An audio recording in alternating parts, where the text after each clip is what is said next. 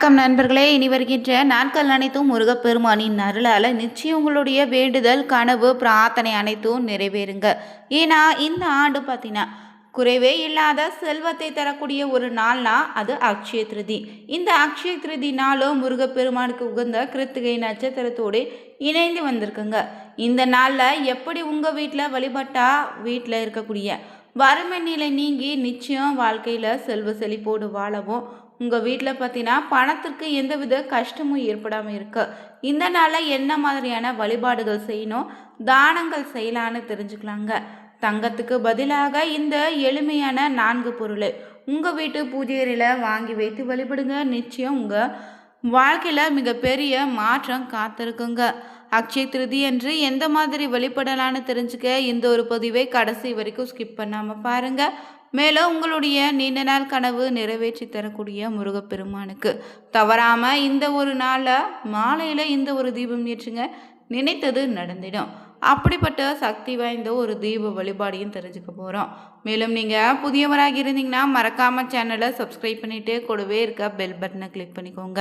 மேலும் நீங்கள் கருங்காலி மாலையே வாங்க விரும்புனீங்கன்னா வீடியோவில் டிஸ்கிரிப்ஷன் கீழே நம்பர் கொடுத்துருக்கோம். அந்த நம்பருக்கு நீங்கள் கால் பண்ணி தெரிஞ்சுக்கலாம். வாங்க நண்பர்களே, வீடியோக்குள்ளே போகலாம். சித்திரை மாதத்தில் பார்த்தீங்கன்னா அமாவாசைக்கு பிறகு வரக்கூடிய 3வது வளர்பிறை திதியை அக்ஷய திருதின்னு சொல்வோம். அக்ஷயனாலே குறைவில்லாததுன்னு, அழியாததுன்னு, பெருகி கொண்டே இருக்குன்னு சொல்லுவாங்க. இந்த நாளில் நம்ம எந்த ஒரு விஷயத்தை செய்தாலும் நற்செயல்ங்க, பூஜை, தானங்கள்னு பல மடங்கு வளர்ந்துட்டே போகும். நம்ம வாழ்க்கையில் இதனால் செல்வ செழிப்போடும், சுகத்தோடும், ஆனந்தத்தோடு நிச்சயம் வாழ முடியும்னு சொல்லப்படுது. இந்த புனித நாளில் தான் பரசுராமர் அவதரித்ததாகவும் சொல்லப்படுது. மகாலட்சுமியினுடைய அருள் அதிகரிக்கக்கூடிய நாள் இந்த நாளுங்க. குபேர செல்வத்தை பெற்ற நாளும் இந்த நாளாக சொல்லப்படுது. எனவே இந்த நாள் செல்வத்தையும் புண்ணியத்தையும் இரட்டிப்பாக தரக்கூடிய அரிய நாளுங்க. இந்த அக்ஷய திருதி என்று செய்ய வேண்டிய முக்கிய பூஜை என்ன? அக்ஷய பானை இப்படி பூஜை செய்யணும். இந்த பூஜையை செய்வதால் வீட்டில் செல்வம் பெருகுன்னு பலரும் சொல்லுவாங்க. இதற்கு என்ன செய்யலான்னா, ஒரு வெண்கல இல்லைன்னா பித்தளை பானை எடுத்து வச்சுட்டு அதில் குங்குமம் வைத்து பச்சரிசி நிரப்பி வைங்க. பானையினுடைய கழுத்தில் மஞ்சள் துணி கட்டணும்.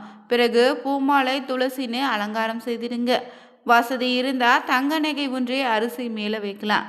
பிறகு பானையின் முன்னாடி அழகான கோலமிட்டு பூ, துளசி, அச்சதை தூவி கற்பூரம் இல்லைன்னா நெய் தீபம் ஏற்றி வழிபடுங்க. இந்த நாளில் சர்க்கரை பொங்கல் நெய்வேத்தியமாக செய்து குழந்தைகளுக்கு கொடுப்பது ரொம்ப நல்லது. மேலும் இந்த பூஜையால் உங்கள் வாழ்க்கையில் குறையாத செல்வத்தையும் நிச்சயம் உங்கள் வாழ்க்கையில் உண்டாகும். அக்ஷய திருதினால் ஆலமர இலையில் நீங்கள் மகா மிருத்யுந்தா மந்திரம் ஜபித்து அதே நோயாளியின் தலையணை கீழே வைத்தீங்கன்னா நோய் விரைவில் குணமாகும். அது மட்டும் இல்லைங்க, வாய்ப்பு கிடைச்சா புனித நதிகளில் இந்த நாளில் நீராடி இறைவனை வழிபட்டாலே வாழ்க்கையில் குறைவில்லாத செல்வம் நிச்சயம் உண்டுங்க. அதே போல் இந்த நாளில் பார்த்தீங்கன்னா செய்ய வேண்டிய தானங்கள் என்னென்னா, உணவை தானமாக ஏழைகளுக்கு உணவு, நீர்மோர், குடையை வணங்கினீங்கன்னா மறுபிறவை நிச்சயம் உங்களுக்கு இருக்காது, ராஜயோகம் உண்டாகும். அதே போல் ஆடையை இந்த நாளில் தானமாக கொடுத்தீங்கன்னா நோய்கள் நீங்கி உடல்நலம் சிறப்பாக மாறும். பழங்களை தானமாக கொடுத்தீங்கன்னா உயர்ந்த பதவியும் மரியாதையும் கிடைக்கும். நீர்மோரையும் வானகத்தை தானமாக கொடுத்தீங்கன்னா கல்வியில் முன்னேற்றமும் அறிவு வளர்ச்சி உண்டு. தானியத்தை இந்த நாளில் தானமாக கொடுப்பது அகால மரணத்தை நீக்கும், உங்களுடைய ஆயுள் நீடிக்குங்க. அதே போல் தயிர் சாதத்தை இந்த நாளில் தானமாக கொடுப்பது பாவ விமோச்சனத்தையும் வாழ்க்கையில் மிகப்பெரிய முன்னேற்றத்தையும் தருங்க. இந்த நாளில் பார்த்தீங்கன்னா பலராலுமே தங்கம் வாங்க முடியாது. அதனால் நீங்கள் எந்தவித வருத்தமும் வேண்டாங்க. அதற்கு பதிலாக வீட்டுக்கு உபயோகிக்கக்கூடிய பாத்திரங்கள் வாங்கலாம். மஞ்சள், கல்லுப்பு மற்றும் பார்த்திங்கன்னா கடுகு வாங்கி வைத்து கூட இந்த நாளில் வழிபடுங்க. நிச்சயம் தங்கத்திற்கு இணையாக உங்கள் வாழ்க்கையில் இருக்கக்கூடிய வறுமை நீங்கி செல்வ செழிப்பு உண்டாகுங்க.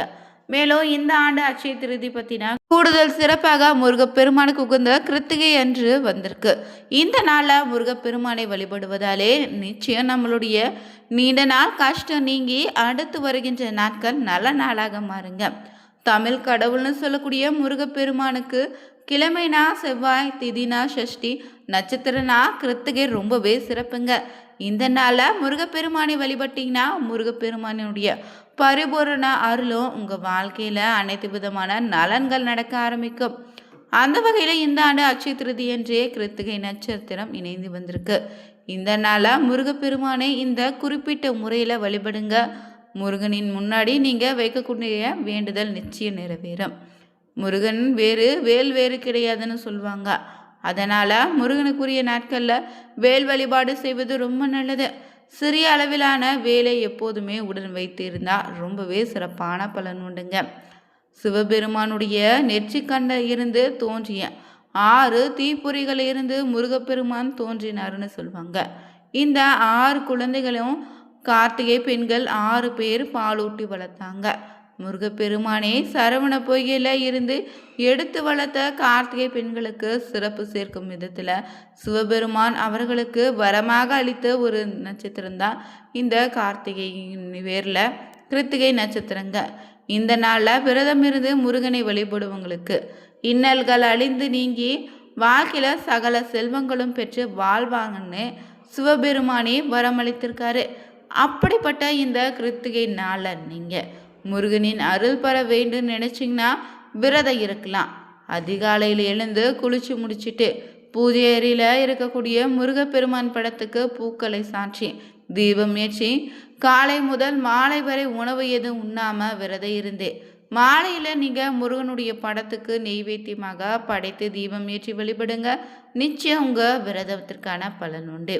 அதே போல் இந்த நாளில் கந்த சஷ்டி கவசம் சண்முக கவசம் பாராயணம் செய்து முருகனுக்கு சர்க்கரை பொங்கல் இல்லைன்னா ஏதாவது இனிப்பை நெய்வேத்தியமாக படைத்து வழிபட்டால் நல்லது.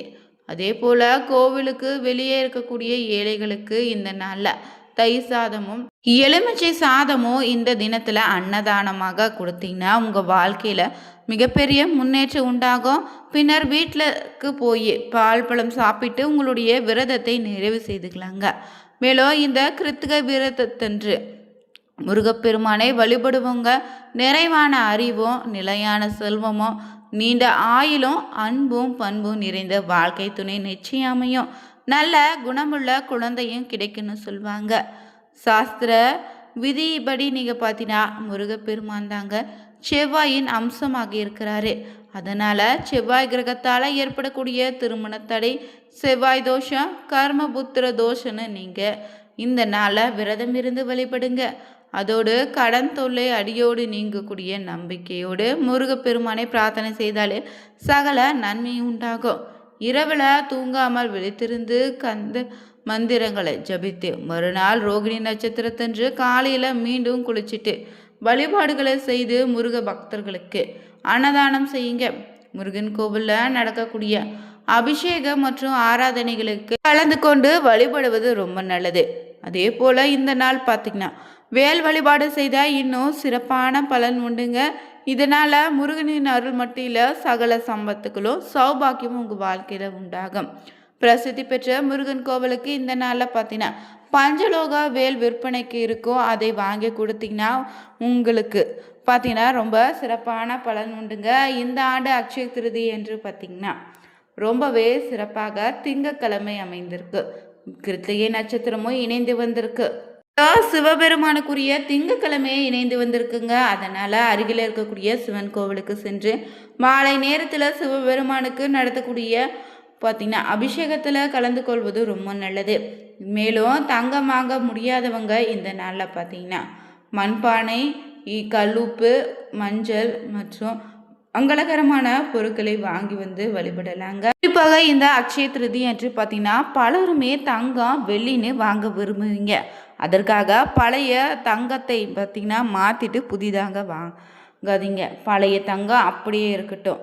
அதே போல் இந்த நாளில் பார்த்திங்கன்னா யாரிடமும் கோபமாக வார்த்தைகளை பேசாதீங்க. வீண் வாக்குவாதங்களை ஈடுபடாதீங்க. அதே போல் உங்கள் வீட்டில் இருக்கக்கூடிய நபர்களிடம் மகிழ்ச்சியாக இருங்க. மேலும் இந்த ஆண்டு பார்த்திங்கன்னா 100 ஆண்டுகளுக்கு பிறகு வரக்கூடிய அபூர்வ கிரக சேர்க்கையோடு இந்த அக்ஷய திருதி இணைந்து வந்திருக்கு.